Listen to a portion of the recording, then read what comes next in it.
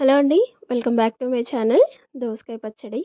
ముందుగా దోసకాయని నీట్‌గా కట్ చేసుకొని పైన పొట్టు తీసేసి ముక్కలుగా కట్ చేసుకోవాలి.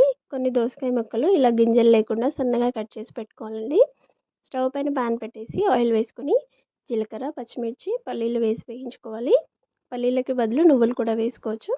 కొద్దిగా కొత్తిమీర, పుదీనా వేసి ఒకసారి కలిపేసుకొని కొంచెం గింజలతో సహా కట్ చేసి పెట్టుకున్న దోసకాయ ముక్కలు వేసి మగ్గేంత వరకు వేయించుకోవాలి.